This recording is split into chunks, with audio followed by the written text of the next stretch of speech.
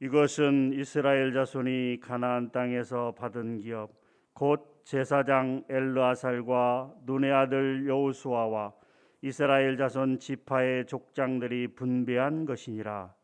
여호와께서 모세에게 명령하신 대로 그들의 기업을 제비 뽑아 9지파와 반 지파에게 주었으니 이는 2지파와 반 지파의 기업은 모세가 요단 저쪽에서 주었으며 레위 자손에게는 그들 가운데에서 기업을 주지 아니하셨으니 이는 요셉의 자손이 므낫세와 에브라임의 2지파가 되었음이라. 이 땅에서 레위 사람에게 아무 분깃도 주지 아니하고 다만 거주할 성읍들과 가축과 재산을 위한 목초지만 주었으니 이스라엘 자손이 여호와께서 모세에게 명령하신 것 같이 행하여 그 땅을 나누었더라.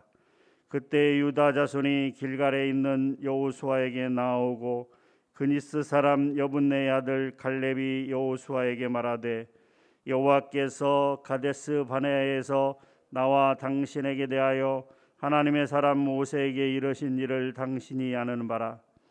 내 나이 40세의 여호와의 종 모세가 가데스 바네아에서 나를 보내어 이 땅을 정탐하게 하였으므로 내가 성실한 마음으로 그에게 보고하였고 나와 함께 올라갔던 내 형제들은 백성의 간담을 높게 하였으나 나는 내 하나님 여호와께 충성하였으므로 그날에 모세가 맹세하여 이르되 내가 내 하나님 여호와께 충성하였은즉 내 발로 밟는 땅은 영원히 너와 내 자손의 기업이 되리라 하였나이다. 이제 보소서 여호와께서 이 말씀을 모세에게 이르신 때로부터 이스라엘이 광야에서 방황한 이 45년 동안을 여호와께서 말씀하신 대로 나를 생존하게 하셨나이다. 오늘 내가 85세로 돼 모세가 나를 보내던 날과 같이 오늘도 내가 여전히 강건하니 내 힘이 그때나 지금이나 같아서 싸움에나 출입에 감당할 수 있으니 그날의 여호와께서 말씀하신 이 산지를 지금 내게 주소서. 당신도 그날에 들으셨거니와 그곳에는 아낙 사람이 있고 그 성읍들은 크고 견고할지라도 여호와께서 나와 함께 하시면 내가 여호와께서 말씀하신 대로 그들을 쫓아내리이다 하니 여호수아가 여분네의 아들 갈렙을 위하여 축복하고 헤브론을 그에게 주어 기업을 삼게 하매 헤브론이 그니스 사람 여분네의 아들 갈렙의 기업이 되어 오늘까지 이르렀으니 이는 그가 이스라엘의 하나님 여호와를 온전히 쫓았음이라. 헤브론의 옛 이름은 기럇 아르바라. 아르바는 아낙 사람 가운데에서 가장 큰 사람이었더라. 그리고 그 땅에 전쟁이 그쳤더라. 아멘. 오늘은 여호수아 14장 말씀입니다. 12장까지는 전쟁이 이제 끝났습니다. 완전히 가나안 지역을 정복한 것은 아니었지만 큰 지역들은 다 정복이 되었기 때문에 13장에서 하나님은 여호수아에게 이제 나이가 많아 늙었으니 쉬어라 라고 말씀을 하시고 이제 13장 후반부에 보게 되면 이미 땅을 차지한 2개 지파와 반 지파에 관한 내용이 기록이 되어 있습니다. 이제 야곱의 첫 번째 아들인 르우벤, 그 르우벤 지파가 요단 동편 땅을 차지했고 그 다음에 갓 지파도 자신들의 분깃을 얻었습니다. 그리고 요셉의 2 아들 중에 하나인 그 므낫세 지파 중에서 므낫세 반지파 혹은 므낫세 동지파 이렇게 얘기합니다만은 므낫세 지파는 요단 동편 땅을 또 차지함과 동시에 나중에 또 요단 서쪽 편도 차지하게 됩니다. 그래서 2개 지파와 반지파가 이미 요단 동쪽 편을 차지한 내용이 13장에 기록이 되어 있고 14장과 15장에서는 유다 지파의 땅 분배에 관한 내용, 그리고 16장과 17장은 요셉의 2 아들인 에브라임과 므낫세 지파의 땅 분배에 관한 내용이 기록이 되어 있습니다. 그러면 우리가 한번 생각해 봐야 될 것은 유다는 4번째 아들입니다. 그런데 네 번째 아들인 유다가 왜 먼저 유다 지파가 땅을 차지하게 되었는가? 우리가 한번 생각을 해봐야 됩니다. 그것은 창세기 49장에 기록된 야곱의 유언에서 비롯되고 있습니다. 야곱의 유언에서 르우벤 지파는 그 계모인 빌하와 간통하는 죄악을 저질렀습니다. 아버지의 침상에 오르는 죄악을 저질렀다라고 기록되고 있습니다. 그래서 실질적인 장자의 명분에서 떨어져 나갔습니다. 비록 요단 동편을 르우벤 지파가 차지하기는 하였으나 이미 르우벤 지파는 장자의 직분을 수행할 수가 없게 되었습니다. 두 번째인 시므온과 세 번째인 레위는 창세기 34장에 기록된 여동생 디나의 복수를 위해서 그만 사용해서는 안 되는 할례의 방법을 사용을 해서 복수를 자행한 것입니다. 할례는 하나님의 약속의 상징입니다. 그 하나님의 약속의 상징인 할례의 방법을 위해서 그 가나안 족속들을, 그 세겜 족속들을 물리쳤기 때문에 또한 저주를 받았습니다. 그렇기 때문에 야곱의 유언 가운데 시므온과 레위 지파는 나중에 가나안 땅을 들어갔을 때 그 땅을 차지하지 못하고 유다 족속 중에서, 이스라엘 중에서 흩어버리겠다라고 하는 말씀이 있었습니다. 그렇기 때문에 시므온과 레위 지파는 땅을 얻을 수가 없었습니다. 그렇기 때문에 14장에서부터 시작되는 이 땅 분배에서 먼저 네 번째 아들인 유다, 그 유다 지파가 먼저 땅을 차지하게 되었다라고 하는 것이죠. 14장 1절부터 5절까지 말씀을 보게 되면 그 땅 분배의 원칙에 관하여 말씀하고 있는데 세 가지 원칙이 있다라고 그렇게 말씀하고 있습니다. 첫 번째는 분배를 담당한 책임자들이 누구인가에 대해서 분명하게 기록하고 있다라고 하는 것이죠. 1절에 보게 되면 분배에 참여한 자들은 제사장 엘르아살과 눈의 아들 여호수아와 각 지파의 족장들이 다 같이 모여서 분배하였다, 이렇게 기록하고 있습니다.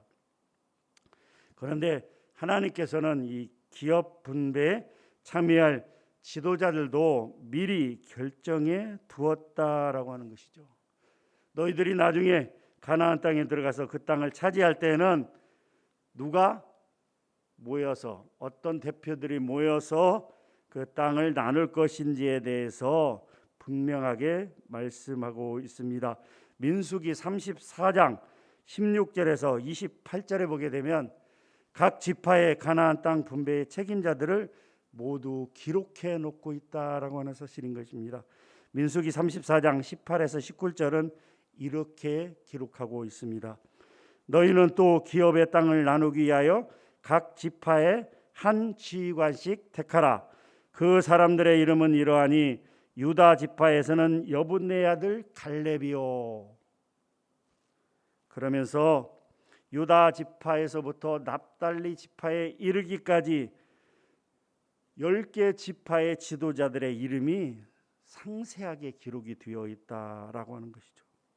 이들이, 이 10개 지파의 그 대표들이 이 바로 제사장 엘르아살과 여호수아와 함께 모여서 제비를 뽑아서 땅을 나누라라고 하나님은 미리 말씀해 주고 있다라고 하는 것이죠.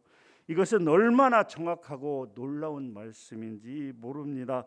하나님은 가나안 땅을 분배할 때 분쟁의 소지가 생기지 않도록, 갈등의 문제가 생기지 않도록 이미 기업 분배에 참여할 대표자의 명단까지도 미리 말씀해 주셨다라고 하는 것입니다. 두 번째는 땅을 어떻게 분배할 것인지, 땅을 분배하는 방법과 그 대상에 대해서 기록하고 있습니다. 땅을 분배한 방법은 바로 제비뽑기였다라고 하는 것이죠. 이 말은 나중에 땅을 나눌 때 각 지파의 공로나 업적에 따라서 어느 지파가 더 열심히 싸웠는가, 어느 지파는 덜 했는가, 이런 것에 따라서 결정되는 것이 아니다라고 하는 것입니다. 혹은 여호수아가 보기에 유다 지파는 열심히 싸웠으니까 많은 땅을 차지하고, 예를 들어서 다른 지파는 베냐민 지파는 덜 싸웠으니까 적게 차지하고, 이렇게 사람의 생각으로 결정되는 것이 아니다라고 하는 것이죠. 그것은 바로 제비뽑기를 통해서 결정되었다. 이 제비뽑기는 하나님의 인도하심을 구하고 신뢰하는 방법이었다라고 하는 것이죠. 잠언 16장 33절 말씀이냐, 제비는 사람이 뽑으나 모든 일을 작정하기는 여호와께 있느니라라고 말씀합니다. 제비뽑기는 하나님의 방법이었다라고 하는 것입니다. 그렇기 때문에 그 제비뽑기를 통해서 땅을 차지하더라도 그것은 공정한 방법이었기 때문에 분란의 소지가 있을 수 없었다라고 하는 것이죠. 또한 누가 땅을 나눌 수 있는가? 이미 요단 동편을 차지한 두 지파와 반지파를 제외한 9개 반지파, 9개 지파와 반지파인데 레위 지파는 거기에서 빠졌다라고 하는 것이죠. 그리고 그 레위 지파를 대신하여 요셉의 두 아들인 에브라임과 므낫세 지파가 들어가서 12지파를 만들었다라고 하는 거죠. 그러면 왜 레위 지파는 빠졌는가? 아까 말씀드린 것처럼 창세기 34장 사건으로 인해서 레위 지파는 땅을 분배받을 수 없었으나, 출애굽기 32장에서 34장 내용을 보게 되면 금송아지 사건이 나옵니다. 그런데 금송아지 사건 때 하나님의 편에 서서 레위 지파의 모든 사람이 하나님의 편에 서서 헌신하였다. 헌신이라고 하는 것은 모세가 이제 이 죄악을, 금송아지 사건의 우상숭배의 죄악을 지우기 위해서 그 죄악된 자들, 그 주동자들을 잡아서 죽여서 하나님의 진노를 없애야 되는데 누가 나설 것인가 했을 때 레위 지파 모든 사람들이 나서서 자기의 친구요, 자기의 동족이요, 자기의 가족이요, 자기의 형제 자매인 이스라엘 자손 중에서 3,000명가량을, 주동자들을 죽였다라고 하는 것이죠. 그렇게 하나님 앞에 헌신하였기 때문에 레위 지파는 제사장의 직분을 얻게 되었고, 비록 레위 지파는 그 땅을 차지하지는 못했습니다마는 각 12지파에서 제공한 4개의 성읍씩 총 48개의 성읍, 이것은 6개의 도피성을 포함하고 있는데 48개의 성읍에서 비록 그들은 분깃을 얻지 못했지만 그 땅에 나누어 살면서, 전국 48곳에 나누어 살면서 제사장의 직분을 감당하였다라고 하는 것이죠. 마지막 세 번째, 그러면 어떻게 땅을 나누었는가? 세 번째는 하나님께서 모세에게 명령하신 것 같이 행하여 그 땅을 나누었다라고 하는 것이죠. 5절 말씀입니다. 14장 5절 말씀을 같이 한번 읽겠습니다. 시작. 이스라엘 자손이 여호와께서 모세에게 명령하신 것 같이 행하여 그 땅을 나누었더라. 이 말씀은 무슨 말씀이냐 하면, 여기에는 기록되어 있지 않습니다마는 하나님께서 정하신 방법, 곧 12지파의 인구 비례에 의하여 제비를 뽑아 땅을 분배하라라고 하는 그 말씀대로 행하였다라고 하는 것이죠. 예를 들어서 어느 지파는 숫자가 많은데, 인구 숫자가 많은데 좁은 땅을 차지하고 제비를 잘못 뽑아서, 어느 땅은 인구가 얼마 안 되는데 제비를 잘 뽑아서 큰 땅을 차지하고, 이것이 아니라 제비를 뽑기 전에 땅을 먼저 인구 숫자에 비례해서 땅을 분배했다라고 하는 것이, 이것은 민수기 26장 54절에서 56절 말씀에 미리 기록되어 있는 말씀입니다. 하나님께서는 모세를 통해 12지파의 인구수를 먼저 계수하게 했습니다. 민수기는 1장과 26장의 인구 계수에 관한 내용이 나옵니다. 그래서 26장에서 인구수를 계산한 다음에 어떻게 해요? 가나안 땅에 들어가면 인구 비례에 의해서 땅을 나누어라, 이렇게 말씀하고 있는 것입니다. 결론적으로 이 가나안 땅 분배는 사람의 뜻과 생각에 의해서 나눠진 것이 아니고 하나님의 뜻대로 이루어짐을 우리는 분명하게 알 수 있습니다. 하나님은 가나안 땅을 나중에 너희 들어가서 분배하게든 누가 제비를 뽑을 것인지 대표자들을 정하셨고, 또 어떻게 하셨습니까? 레위 지파가 제외되어야 대한 이유에 대해서 12지파는 어떻게 대해서 그 대상이 누구인가, 그리고 하나님의 말씀대로 인구에 비례해서 제비를 뽑아 땅을 나누라라고 미리 말씀해 주고 있다는 사실인 것입니다. 이것은 무엇을 말하느냐? 오늘날 저와 여러분들의 삶 가운데서도 하나님은 미리 우리의 인생을 계획하시고 하나님의 뜻대로 우리를 인도하고 계시다라고 하는 것입니다. 우리가 한번 곰곰이 돌아보게 되면 우리의 인생이 그렇게 흘러오지 않았습니까?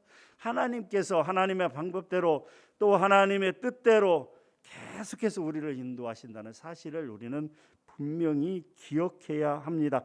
그렇기 때문에 사랑하는 성도 여러분, 우리는 우리의 생각과 이론을 내려놓고 하나님의 인도하심을 따라가야 됩니다. 하나님 우선주의의 삶을 살아야 된다라고 하는 것이죠. 성도들은 모든 삶의 자리에서 하나님을 먼저 생각하고 하나님의 명령을 먼저 기억하며 하나님의 뜻대로 순종하는, 실천하는 삶을 살아가야 된다라고 하는 것이죠. 우리 예수님께서 기도하신 것처럼 아버지여 나의 원대로 마옵시고 아버지의 원대로 하옵소서라고 기도했던 그런 기도하는 삶을 살아가야 된다라고 하는 것을 오늘 14장 1절에서 5절은 우리에게 가르쳐주고 있습니다. 이어서 6절에서 15절 말씀은 우리가 잘 아는 것처럼 이 산지를 내게 주소서라고 하는 내용입니다. 땅을 분배하기에 앞서서 먼저 갈렙은 여호수아에게 헤브론 지역을 주기를 원하고 있습니다. 제비 뽑아 땅을 나누기 전에 갈렙은 여호수아에게 민수기 14장 24절 말씀에 근거해서 이제 가나안 정탐 사건 이후 45년이 지났지만 나는 그때까지 지금까지도 이 45년의 세월이 흘렀지만 잊지 않고 하나님의 말씀을 기억합니다. 그러니 저 산지를 내게 주소서라고 요청하게 됩니다. 민수기 14장 24절 말씀이죠. 그러나 내 종 갈렙은 그 마음이 그들과 달라서 나를 온전히 따랐은즉 그가 갔던 땅으로 내가 그를 인도하여 드리니 그의 자손이 그 땅을 차지하리라. 장장 45년의 시간이 흘렀지만 하나님의 약속을 한순간도 잊어버리지 않았던 갈렙은 이제 때가 되어 그 땅을 요구하고 있는 것입니다. 사실 갈렙이 요구한 땅은 평지요 목초지요 좋은 땅이 아니었습니다. 그것은 험준한 산악지형이었고 안악 자손들이 그것을 차지하고 있는 매우 위험하고 힘든 곳이었습니다. 그럼에도 갈렙은 그 땅을 주기를 요구했고 하나님의 약속을 지키기를 요구했고, 그리고 결국은 그 땅을 차지한 다음에 그들이 산 것이 아니라 도피성으로 레위 자손들에게 내놓은 것을 알 수 있습니다. 비록 45년의 세월이 흘렀지만 한 번도 하나님의 약속을 잊지 않고 그날을 기다려온 갈렙의 그러한 인내와 믿음을 우리는 본받아야 된다라고 하는 것이죠. 하나님 앞에 기도해 놓은 것은 절대로 사라지지 않습니다. 하나님은 지금도 우리의 기도를 들으시고 하나님의 때가 되면 반드시 응답해 주시는 것입니다. 사랑하는 성도 여러분, 오늘도 인내하며 기도합시다. 하나님의 응답이 우리 눈앞에 나타날 때까지 끝까지 인내하여 기도의 열매를 맺는 우리의 삶이 되기를 주님의 이름으로 간절히 축복합니다. 하나님 감사합니다. 오늘 여호수아 14장 말씀을 읽고 또 같이 그 뜻을 생각하며 나누었습니다. 그렇습니다. 하나님께서는 가나안 땅을 분배하기 전에, 훨씬 전에 그들이 광야에서 훈련을 받고 있는 그 과정 속에서 누가 제비를 뽑아야 되는지, 제비 뽑기를 통해서 땅을 나누는 것이 어떤 의미인지, 누가 그 땅을 차지할 것인지, 또 이 모든 것이 하나님의 뜻대로 인구 비례대로 나누어지기를 미리 정하셨고 그렇게 인도하셨습니다. 여호수아와 이스라엘 백성들은 그 하나님의 뜻을 따랐고 그렇게 아름답게 땅 분배가 되어진 것을 우리는 말씀을 통하여 알 수 있습니다.